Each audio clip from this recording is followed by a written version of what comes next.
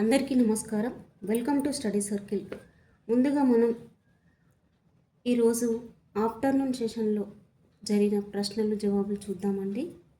Okay, మొదటి ప్రశ్న, మత్తేబం గణాలు అడిగారట. మత్తేబం గణాలు స, బ, ర, న, మ, య, వ అనేవి మత్తేబం గణాలు. ఒకసారి చూద్దామండి. మత్తేబం పద్య లక్షణాలు. ఇది వృత్తజాతి పద్యము. ఇందులో 4 పాదాలు ఉంటాయి. ప్రతి పాదంలో స, భ, ర, న, మ, య, వ అనే గణాలు ఉంటాయి. ప్రతి పాదంలో 14వ అక్షరం ఎత్తిస్థానము. ప్రాసనియమం ఉంటుంది. ప్రతి పాదంలో మొత్తం అక్షరాలు 20 ఉంటాయి. ఓకే, ఉత్పలమాల పద్య లక్షణాలు చూద్దామండి. పద్యంలో 4 పాదాలు ఉంటాయి. ప్రతి పాదంలో భ, ర, న, భ, భ, ర, వ అనే గణాలు వస్తాయి. ప్రాసనియమం ఉంటుంది. ప్రతి పాదంలో మొత్తం అక్షరాలు 20 ఉంటాయి. ఓకే, నెక్స్ట్ చంపకమాల చూసినట్టయితే ఇది 10వ అక్షరం ఎత్తిస్థానం అండి, ఉత్పలమాల. నెక్స్ట్ చంపకమాల చూస్తే ఇందులో 4 పాదాలు ఉంటాయి. ప్రతి పాదంలో నజ, వజ, జజ, ర అనే గణాలు ఉంటాయి. 11వ అక్షరం ఎత్తిస్థానము. ప్రాసనియమం ఉంటుంది. ప్రతి పాదంలో మొత్తం 21 అక్షరాలు ఉంటాయి. 21 అక్షరాలు ఉంటాయి. శార్దూలం. శార్దూలం చూస్తున్నట్టయితే ఈ పద్యంలో 4 పాదాలు ఉంటాయి. ప్రతి పాదంలో మ, స, జ, స, త, త, గ అనే గణాలు ఉంటాయి. 13వ అక్షరం ఎత్తిస్థానము. ప్రాసనియమం ఉంటుంది. ప్రతి పాదంలో మొత్తం 19 అక్షరాలు ఉంటాయి. ఇలా చిన్న షార్ట్లా గుర్తుపెట్టుకోండి. ఉత్పలమాల భరణ బొబ్బరవ 10, 20. చంపకమాల నజబజజర 11, 21. శార్దూలం మసజస్తగా 13, 19. మత్తేబం సవర్ణమేవ 14, 20. ఇది స్థానాలు, మొత్తం అక్షరాలు, గణాలు, 10 లక్షణాలు ఇలా చూసుకోండి. ఓకే, ఎందుకు ఇదంతా వివరించాను అంటే ఇప్పుడు ఒక పద్య లక్షణం అడిగినప్పుడు మరి మళ్ళీ నెక్స్ట్ షిఫ్ట్లో మిగతా వాటి గురించి అడగవచ్చని చెప్పానండి. నెక్స్ట్ ప్రశ్న, ఊష్మాలు అనగా ఏంటి అని అడిగారట. ఊష్మాలు అనగా నోటి సహాయంతో ఊది పలికే అక్షరాలను ఊష్మాలు అని అంటారు. షె, ష, స, హ అనేవి ఊష్మాక్షరాలు. ఒకసారి చూడండి, క్రిందటి వీడియోలో అచ్చుల విభాగాలు, హల్లుల విభాగాలు వీడియో చేశాను. అవి చూడండి, వెరీ వెరీ ఇంపార్టెంట్ అండి. మళ్ళీ ఒకసారి చూద్దాము. తెలుగులోని వర్ణమాలను 3 విధాలుగా చేశారు. అవి ఏంటి అంటే అచ్చులు, హల్లులు, ఉభయ అక్షరాలు. మరి అచ్చులు ఏంటి అంటే అ, ఆ, ఇ, ఈ, ఉ, ఊ, రు, రు, ఏ, ఏ, ఐ, ఓ, ఓ, ఔ. ఇవి ఏంటండి? ఆ నుంచి ఔ వరకు ఉన్న అక్షరాలను అచ్చులు అంటారు. మరి ఈ అచ్చులను 2 రకాలు చేశారు. అవి హ్రస్వాలు, దీర్ఘాలు. హ్రస్వాలు అనగా ఒక మాత్ర కాలంలో ఉచ్చరించే అచ్చులను హ్రస్వాలు అంటారు. మరి ఏంటి? అ, ఇ, ఉ, ఏ, ఓ అంటే మాత్ర అంటే కనురెప్ప పాటు కాలం. ఒక మాత్ర కాలంలో ఉచ్చరించే అచ్చులను హ్రస్వాలు అంటారు. మరి దీర్ఘాలు అంటే 2 మాత్రల కాలంలో ఉచ్చరించే అచ్చులను దీర్ఘాలు అంటారు. ఈ 2 ప్రశ్నలు టెట్ అండ్ టీఎస్లో వచ్చినాయండి.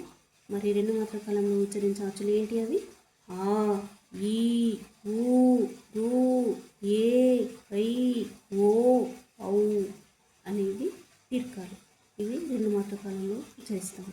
మరి హల్లులు కా నుంచి బండిరా వరకు అంటే రౌతి వరకు ఉన్న అక్షరాలన్నీ హల్లులు.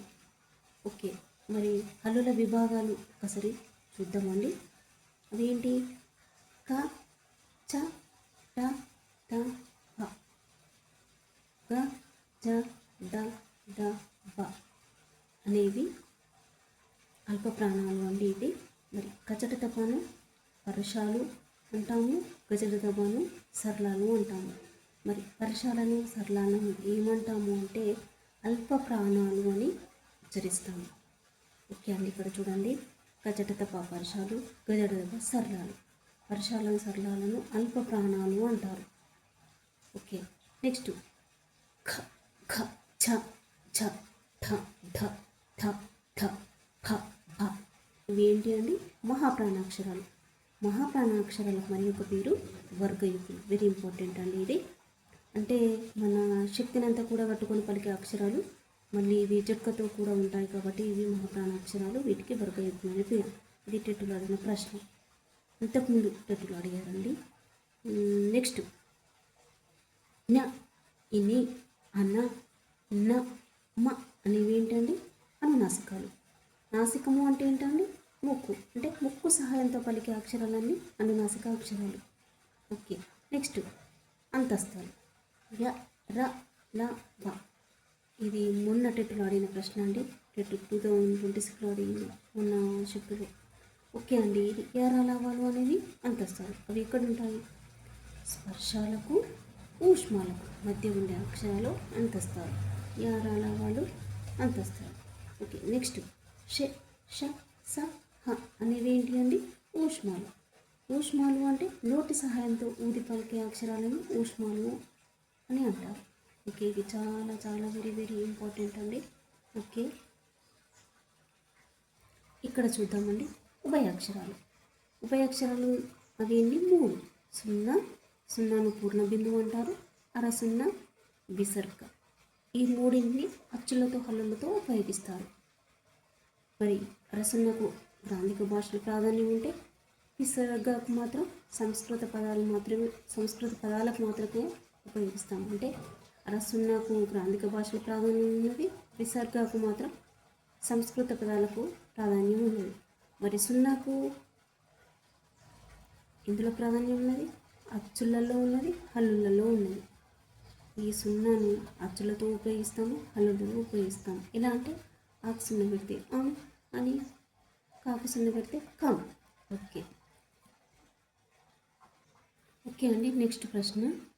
చిత్తశతకర్త ఎవరు అని అడిగారట. ఎవరండి? శ్రీపతి భాస్కర కవి. ఇక్కడ శతకాలు కవులు ఒకసారి చూద్దామండి. ఒక్కసారి శతకాలు కవులు చూద్దామండి. 6 నుంచి 10 వరకు ఉన్న శతకాలు కవులు. సుమతి శతకం పద్యన, ఇది టెట్లో వచ్చింది.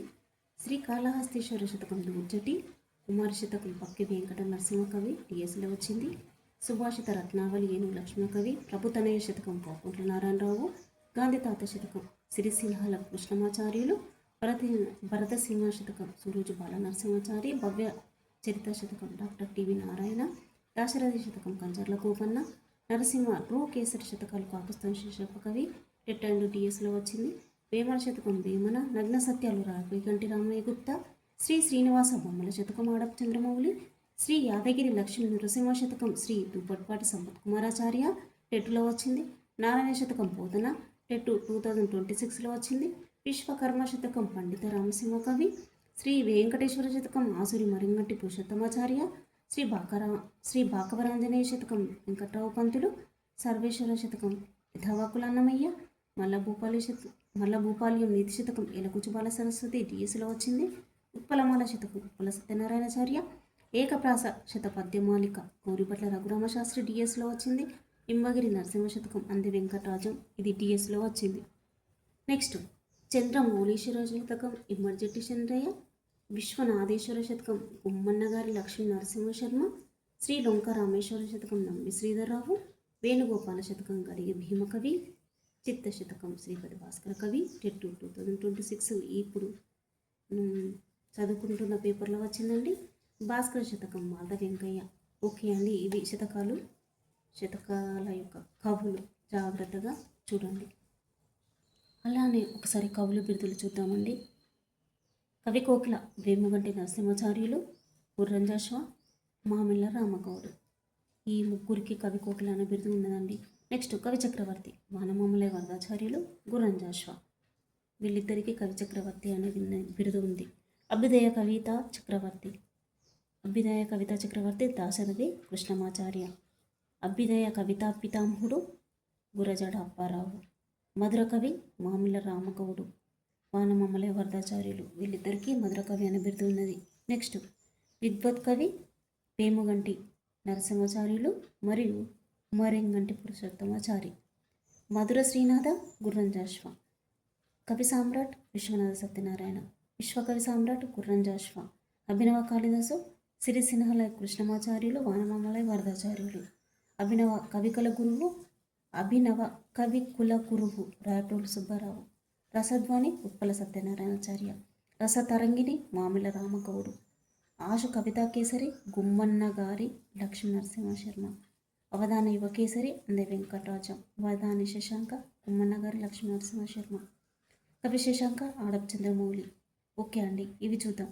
రాగమాల ఎవరండి? దేవులపల్లి రామానుజరావు, వనమాల రాయప్రోలు సుబ్బారావు, రత్నమాల శిరసేన కృష్ణమాచార్యులు, కవిరత్న రావిగంటి రామయ్య గుప్తా. సహజ కవి ఎవరండి? ముగ్గురున్నారు సహజ కవులు: పోతన, వేమన, సూరజు, బాల నరసింహాచారి. ఓకే అండి, ఇవి కవులు బిరుదులు. వీటిని కూడా జాగ్రత్తగా చూడండి. ఇవి 3వ తరగతి నుంచి 10వ తరగతి వరకు ఉన్న కవులు బిరుదులు అండి. నెక్స్ట్ ప్రశ్న అండి, రొంపి పదానికి అర్థం అడిగారట. రొంపి అనే పదానికి అర్థం బురద అని అర్థం. నెక్స్ట్ పిత్రార్జితం సంధి అడిగారట. ఏనాదేశ సంధి అండి. పిత్ర ప్లస్ అర్జితం, పిత్రార్జితం ఏనాదేశ సంధి. నెక్స్ట్ కేంద్ర సాహిత్య అకాడమీ పురస్కారం పొందింది ఎవరు అని అడిగారట. ఓకే, ఒకసారి మనము కవి పరిచయం చూద్దామండి, రచయిత్రి పరిచయం చూద్దామండి. ఎవరు మరి? ఓకే, ఇక్కడ చూద్దాము. ఎవరు అంటే ఇల్లందుల సరస్వతిదేవి గారు తీయని పలకరింపు అనే పాఠాన్ని రాయడం జరిగింది. ఇది 9th క్లాస్ పాఠం అండి. ఇక్కడ చూడండి ఏంటి, 1982లో ఈమె రచించిన స్వర్ణ కమలాలు కథా సంపుటికి కేంద్ర సాహిత్య అకాడమీ అవార్డు వచ్చింది. చూసారా అండి, స్వర్ణ కమలాలు కథా సంపుటికి కేంద్ర సాహిత్య అకాడమీ అవార్డు వచ్చింది. మరి రాష్ట్ర సాహిత్య అకాడమీ పురస్కారం దేనికి వచ్చిందంటే సుశీల నారాయణ రెడ్డి. రాష్ట్ర సాహిత్య అకాడమీ పురస్కారము సుశీల నారాయణ రెడ్డి అనే కథా సంపుటికి వచ్చింది. స్వర్ణ కమలాలు అనే కథా సంపుటికి కేంద్ర సాహిత్య అకాడమీ అవార్డు వచ్చింది. ఓకే అండి, ఇవి కొంచెం జాగ్రత్తగా చూసుకోండి. మరి ఈమె రాసిన కథా సంపుటాలు ఏంటి అంటే తులసి దళాలు, రాజహంస అనేవి ఈమె రాసిన కథా సంపుటాలు. ఓకే అండి. నెక్స్ట్ ప్రశ్న, అమంగళం అనేది ఏ సమాసం అని అడిగారట. అమంగళం అంటే మంగళం కానిది, 9 తత్పురుష సమాసం, కానిది లేనిది అని వస్తే మాత్రం 9 తత్పురుష సమాసం. ఓకే అండి. నెక్స్ట్ ప్రశ్న, మణి ప్రవాళ శైలిని వాడిన తొలి కవి ఎవరు అని అడిగారట. మణి ప్రవాళ శైలిని వాడిన తొలి కవి పాల్కురికి సోమనాథుడు. ప్రతి టెట్లో ప్రతి షిఫ్ట్లో అడుగుతారు ప్రశ్న పాల్కురికి సోమనాథుని గురించి. ఓకే అండి, ఇది 8th క్లాస్ అండి. బండారి బసమన్న అనే పాఠాన్ని పాల్కురికి సోమనాథుడు రాశారండి. ఈ పాఠం ద్విపద, ఇది దేశీ కవిత. ఇది 2 పాదాలతో నడుస్తున్నది. ఇది ద్విపద ఛందస్సులో నడుస్తున్నది కాబట్టి ఇది ద్విపద కావ్యం. ఓకే అండి, ఒక్కసారి మనం అతని యొక్క పరిచయం చూద్దాము. ఈ బండారి బసవన్న 12వ శతాబ్దానికి చెందినవాడండి. దేశీ సాంప్రదాయంలో రచన చేసిన మొట్టమొదటి కవి పాల్కురికి సోమనాథుడు. దేశీ సాంప్రదాయంలో తెలుగులో స్వతంత్ర కావ్యాన్ని రాసిన తొలి కవి. చూసారండి, తెలుగులో స్వతంత్ర కావ్యాన్ని రాసిన తొలి కవి. నెక్స్ట్ ఇక్కడ బసవ పురాణము, అనుభవసారము, బసవోదాహరణము, వృషాధిప శతకము, చతుర్వేద సారము, చెన్నమలు సీసములు, పండితారాధ్య చరిత్రము మొదలైనవి సోమన కృతులు అండి. మొదలైనవి ఇవి మళ్ళీ సోమన కృతులు. రగడ, గద్య, పంచకం, అష్టకం, ద్విపద, శతకం, ఉదాహరణ మొదలైనవి సాహితీ ప్రక్రియలకు ఈయన ఆద్యుడు. సంస్కృత, తమిళ, కన్నడ, మరాఠీ భాష పదాలను యథేచ్ఛగా ఉపయోగించిన బహుభాష కోవిదుడు. చూడండి ఇక్కడ, చూసారా అండి, తెలుగులో మణి ప్రవాళ శైలిని వాడిన తొలి కవి పాల్కురికి సోమనాథుడు.